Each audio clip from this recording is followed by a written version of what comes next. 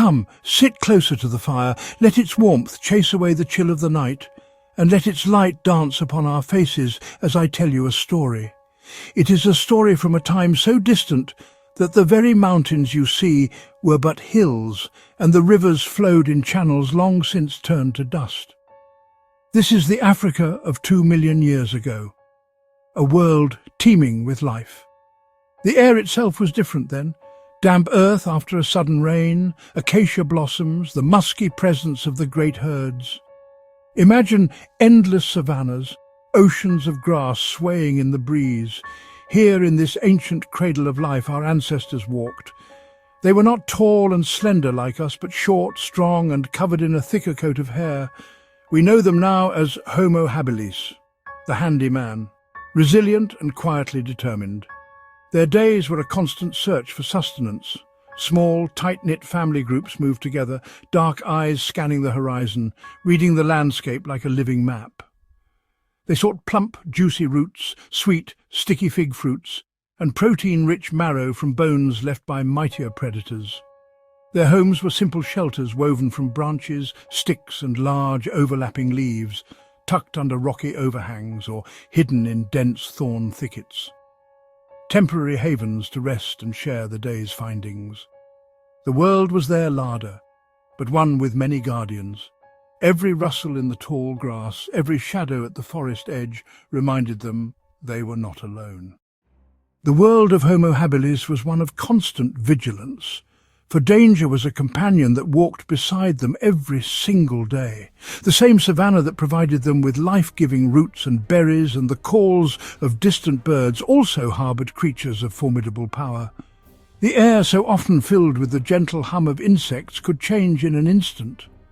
A sudden silence, a prickling of the skin, a scent on the wind, these were the signals that a predator was near. The great cats were the kings and queens of this domain. The lion, with its thunderous roar that could shake the very ground, moved with a swaggering, confident grace, its golden eyes missing nothing. And the leopard, a creature of shadow and stealth, could appear as if from nowhere, a silent, spotted death descending from the branch of a tree. Our ancestors knew these predators intimately. They knew their habits, their hunting grounds, the times of day they were most active. Survival depended on this deep, instinctual knowledge. When a pride of lions was seen in the distance, the family would give them a wide berth, their movements slow and deliberate, making no sudden gestures that could be mistaken for a challenge. Encounters were often a battle of nerves, a silent assessment of strength and intent. A group, standing together, shouting, waving their arms, could often create enough confusion and perceived threat to make a predator think twice before attacking. Then there were the hyenas, with their sloping backs and unnerving, whooping calls that echoed through the twilight hours. They were cunning opportunists, travelling in large, organised clans, always watching, always waiting. A Homo habilis group that had managed to scavenge a carcass had to be quick.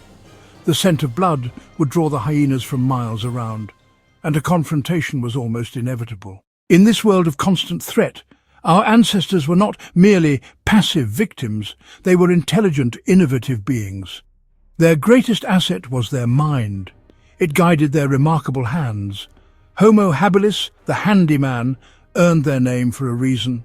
They were the first to systematically shape stones into tools. This was a revolutionary leap.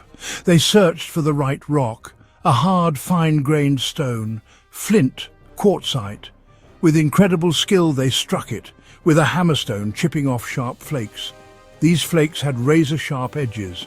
The Swiss army knives of their time used to slice through tough hides, butcher carcasses, sharpen wooden spears. These simple tools became extensions of their will, transforming vulnerable foragers into formidable opponents. A sharpened stick, no match for a lion's claw, could still deter a determined group. Imagine a tense standoff. A hungry leopard, muscles coiled, eyes fixed on a small human. The human is not alone. Family closes ranks. Males step forward. They shout. They stomp their feet. They make themselves look larger and more ferocious. It is a bluff, a calculated display of force, and it often worked. Sometimes conflict was unavoidable. A desperate, starving predator attacks. Chaotic, terrifying, brutal. The air fills with screams, human and animal, and frantic struggle sounds. Our ancestors fought back with everything they had.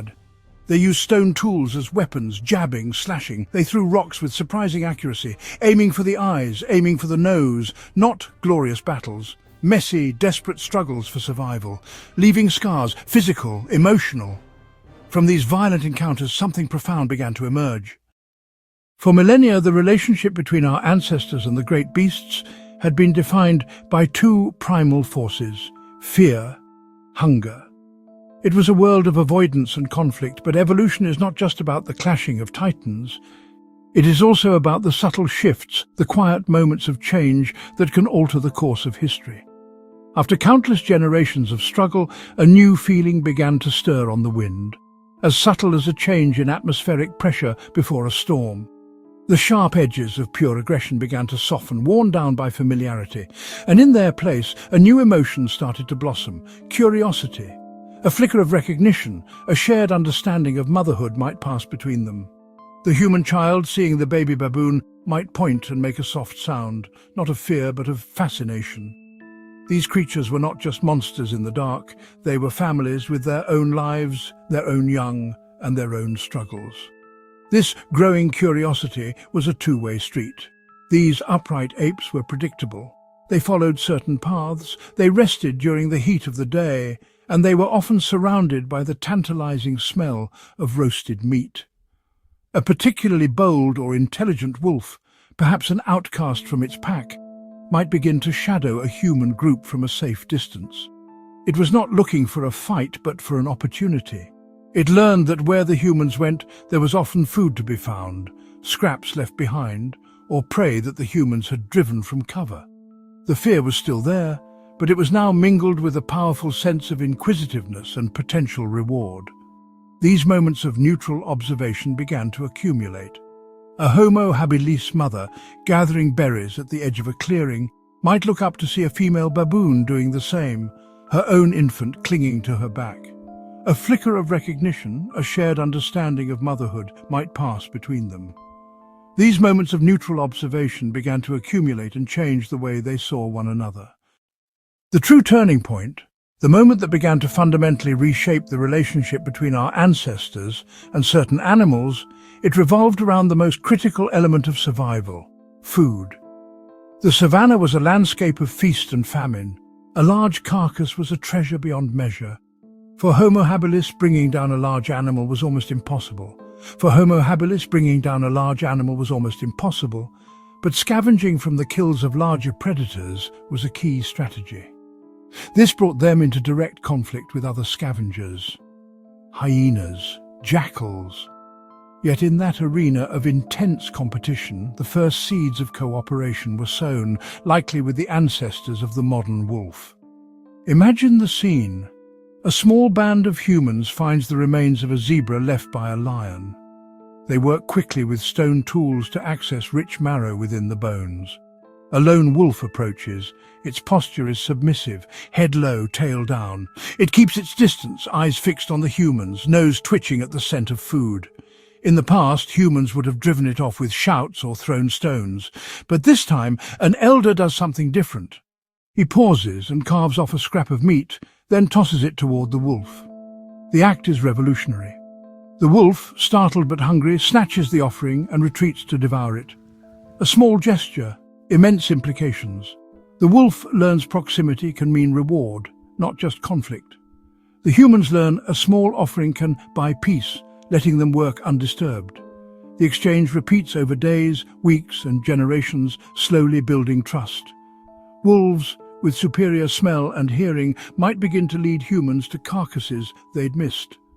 The unspoken truce evolves into a more active partnership. Wolves shadow human groups as an early warning system. Low growls alert humans to approaching predators like lions, long before they notice them. In return, humans provide protection. A pack of wolves allied with armed humans is far more formidable against a clan of hyenas. If the sharing of food was the foundation of this new alliance, then it was the play of the young that built the emotional bridge between the two worlds. While the adults of both species were still bound by a degree of caution and the hard-won lessons of survival, the young were different. Children and cubs share a universal language, the language of play. They are driven by an insatiable curiosity and a boundless energy, unburdened by the prejudices and fears of their parents. The child might roll a smooth, round stone towards the cub. The cub would pounce on the stone, tossing it in the air and batting it with its paws. The child's laughter, a pure and joyful sound, would ring through the air, completely devoid of fear. The adults, both human and wolf, would watch these interactions with careful, protective eyes. It might have started at the edge of the camp, near the thorny enclosure where the families rested. A wolf cub, bolder than its siblings, might venture close, its nose twitching with curiosity at the strange sounds and smells of the human settlement. A human child, seeing this small, furry creature, would not see a predator but a potential playmate. The child might roll a smooth, round stone towards the cub. The cub, its hunting instincts kicking in, would pounce on the stone, tossing it in the air and batting it with its paws. The child's laughter, a pure and joyful sound, would ring through the air, completely devoid of fear. They saw only the innocent, tumbling joy of a game. They saw the human child gently pulling the cub's ears and the cub responding with a happy lick to the child's face. A joyful scramble around the rocks and bushes, ending in a heap of tangled limbs, one hairy, one less so. These moments of shared play were profoundly important. For the children growing up in this environment, the wolves were not terrifying monsters of the night, they were their companions, their furry friends. And for the wolf cubs, the humans were not a threat to be avoided, but a source of fun, warmth, and the occasional tasty scrap of food. A bond was being forged in the very crucible of development, a connection that would be carried into adulthood. The sight of a human child and a wolf cub sleeping side by side in the warm afternoon sun was a living testament to a world that was changing in the most remarkable way. As the seasons turned and this extraordinary alliance deepened, the relationship transcended a simple-minded exchange of food for security. It matured into a genuine bond, a quiet companionship woven into the very fabric of daily life. The wolves were no longer just shadows on the periphery, they became a constant, reassuring presence. They would rest in the shade of the same acacia trees as the humans. The boundary between the human camp and the wilderness began to blur, creating a shared space of mutual tolerance and trust. This was a peace that was not negotiated but simply lived. A profound understanding existed between them, an acknowledgement of shared space and mutual respect. The low, gentle whining of a wolf could signal contentment, while a soft huff from a human could be a sign of concentration. They were learning to read each other's moods, to understand each other's intentions without the need for a common language. This trust manifested in countless small, everyday ways. A human mother needing to gather roots from a nearby patch of earth might leave her sleeping infant in the camp, knowing that the watchful eyes of the wolves would provide an added layer of security. The wolves, in turn, would leave their own young cubs in a den close to the human settlement. It was a sacred pact, unspoken but deeply understood. The relationship was one of quiet observation and mutual learning. The humans watched the wolves' superior hunting techniques, their coordinated pack movements and their complex social structure, and they learned. They learned to be better hunters, better cooperators, and better observers of the natural world. The wolves, in turn, learned the rhythms of human life. They learned that the smell of smoke meant warmth and safety, and that the sound of human voices could mean the promise of a shared meal.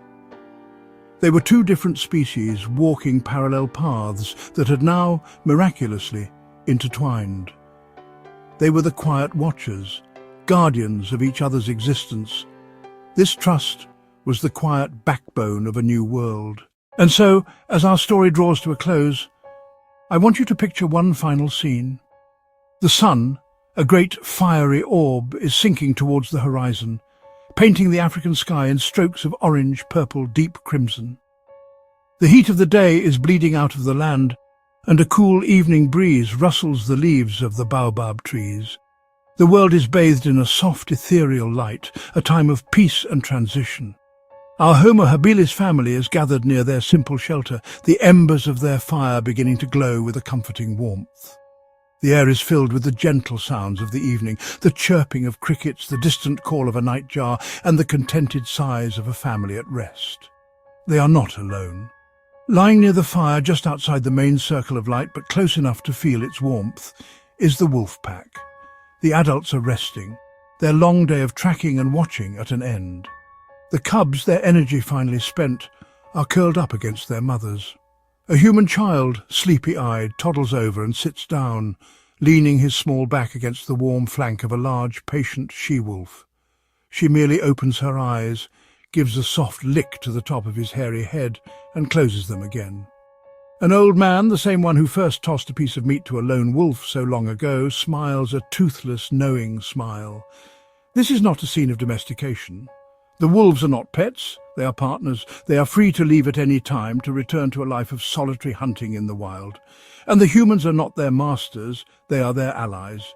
This is a relationship built not on dominance, but on a foundation of mutual trust, shared experience, and a kind of interspecies friendship that the world had never before witnessed.